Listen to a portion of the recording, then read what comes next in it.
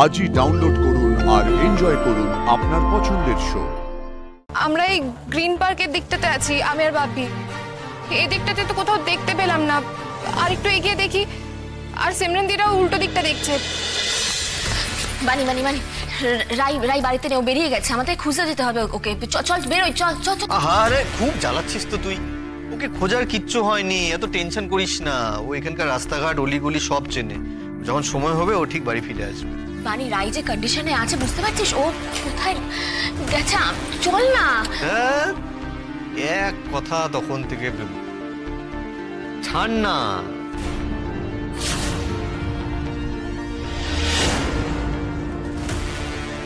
Fine, তোকে যেতে হবে না। নমিতা দি, তুমি যাবে আমার সঙ্গে? হ্যাঁ চলো চলো চলো, আজকাল বৌদি বড় আনমনা থাকে, কোথায় বেরিয়ে গেল কে জানে। থাক, তোরা ক্যারদানি দেখাতে হবে না, উনি চললেন খুঁজতে। এখানকার রাস্তাঘাট কিছু চেনে না। চিনিস তুই রাস্তাঘাট? শাট আপ, চিনি না, চিনে নেব। কিন্তু এখন কি মনে হচ্ছে বলতো আমার, রাই একা নয়, তুইও অসুস্থ। তোরই ইলনেসটা না ডেঞ্জারাস, যেটা অন্য লোকের ক্ষতি করে দিতে পারে।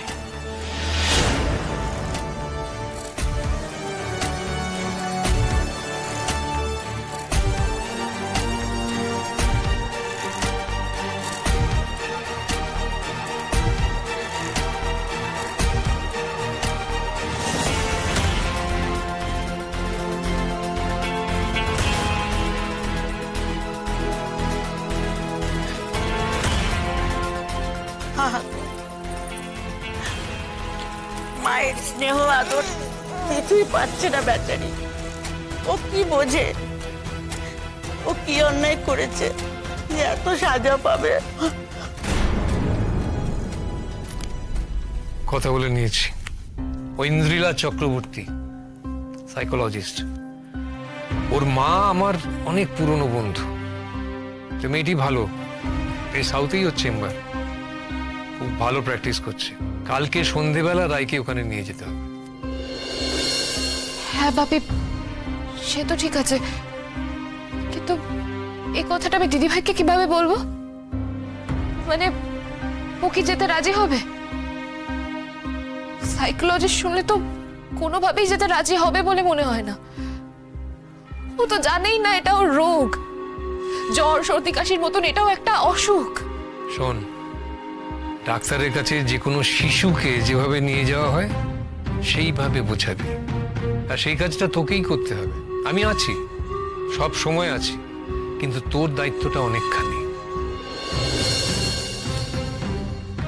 থ্যাংক ইউ বাপি, থ্যাংক ইউ। আমি আমি দিদিভাইকে ঠিক ভালো করে তুলবো, ঠিক। তুমি দেখো, এটা এবার আমার দায়িত্ব। আজ দিদিভাইয়ের জন্য আমি ডাক্তার হতে পেরেছি, বাবার স্বপ্ন পূরণ করতে পেরেছি। আমি দিদিভাইকে কিছুতেই এই অবস্থায় থাকতে দেব না, ওকে ভালো করে তুলবই। রাইট, এইটা তোকে করতে হবে। You owe this to her.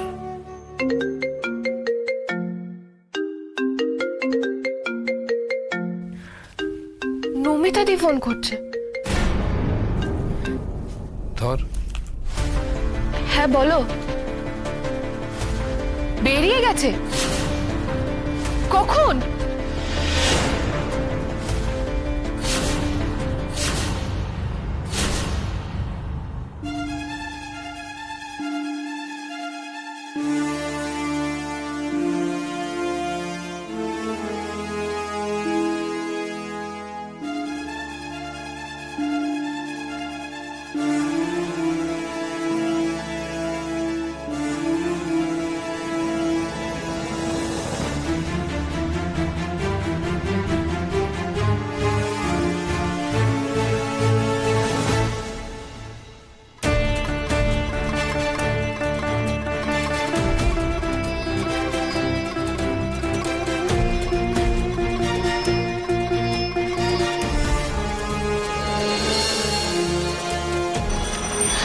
Excuse me, শুনুন না বলছি, এনাকে কোথাও দেখেছেন? মনে করে বলুন না, আশেপাশে কোথাও দেখেছেন?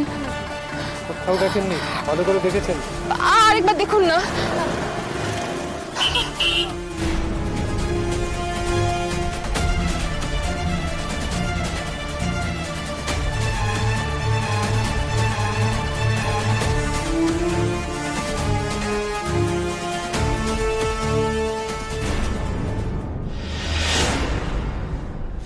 আমি কি অন্ধ মিষ্টি? আমার মতন স্বার্থপর নির্বোধ মা যেন কোনো সন্তানের ভাগ্যে না জোটে মিষ্টি। আমি কি অসম্ভব অন্ধ মিষ্টি? যে মানুষটা আমাদের সংসারটাকে মাথায় করে রেখেছিল, আমি কি অবলীলায়, কি অবহেলায় সেই মেয়েটাকে হারিয়ে যেতে দিলাম। এখন আর কান্নাকাটি করে কিছু হবে না মা, আপনি নিজেকে শক্ত রাখুন। দরকার পড়লে রায়কে আমাদের সঙ্গে নিয়ে আসতে হবে, সেটার জন্য নিজেকে শক্ত রাখুন মা, কাঁদলে চলবে না। আর স্রোত কিন্তু খুব রাগ করবে মা জানতে পারলে যে আপনি এখনো এরকম অসহায়ের মতো কাঁদছেন। আর ও কিন্তু আপনাকে বারবার বলেছে যে আপনি অনির্বাণের মায়ের থেকে অধিকারে বা যোগ্যতায় কোনো কিছুতেই কম নন, তাই ওদের সামনে নিজেকে সেইভাবে শক্ত রাখবেন। আমি কি করে শক্ত রাখবো মিষ্টি? আমি কি করে শক্ত রাখবো মিষ্টি? আমার তো নিজের উপর ঘেন্না হচ্ছে। আমি কি অদ্ভুত মানুষ না মিষ্টি? তুমি একটা জিনিস ভেবে দেখো, আমি কিন্তু আমার সংসারের কোনো কিছুই ঠিক করে ধরে রাখতে পারলাম না। উনিও চলে গেলেন, আমি কেমন একটা অদ্ভুত হয়ে গেলাম না? আমি কিছুই ধরে রাখতে পারলাম না মিষ্টি। মনের অসুখ কিন্তু জানো তো আমাদের, হ্যাঁ, এই সমাজের। আর এর জন্য সব থেকে বেশি ভোগে কারা বলো তো? যারা সব থেকে সুস্থ, যেমন এখন আমার মেয়েটা ভুগছে মিষ্টি। আমি কিচ্ছু করতে পারছি না। না মা, না, এখন আক্ষেপ করে কি হবে মা? আপনি নিজেকে সামলান। দাঁড়ান দাঁড়ান, আমি একটা স্রোতকে ফোন করি। দাঁড়ান। করো।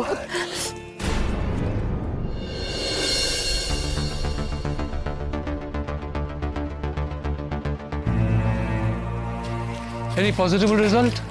না ভাবি, তুমি কোনো রকম ক্লু পেলে? না, এদিকে তো পেলাম না। আর কোনো জায়গা আছে? কিন্তু ভাবি, দিদিভাই নিজের ওই দুর্বল শরীরে এতটা আসবে? ওর যা মেন্টাল স্টেট, ও আসতেই পারে। এক মিনিট ভাবি। হ্যাঁ বৌমনি, বলো। তোমরা কোথায়? আমরা এসে গেছি। আমরা কি অনির্বাণের পাড়ায় ঢুকে খুঁজবো না এই দিকটা একবার দেখে নেবো? আমরা এই গ্রিন পার্কের দিকটাতে আছি, আমি আর ভাবি। এই দিকটাতে তো কোথাও দেখতে পেলাম না। আর একটু এগিয়ে দেখি, আর সিমরান দিরাও উল্টো দিকটা দেখছে। তোমরা বরং পাড়ার শেষটা যেখান থেকে বড় রাস্তা শুরু হচ্ছে, ওই দিকটা একবার দেখে নাও না।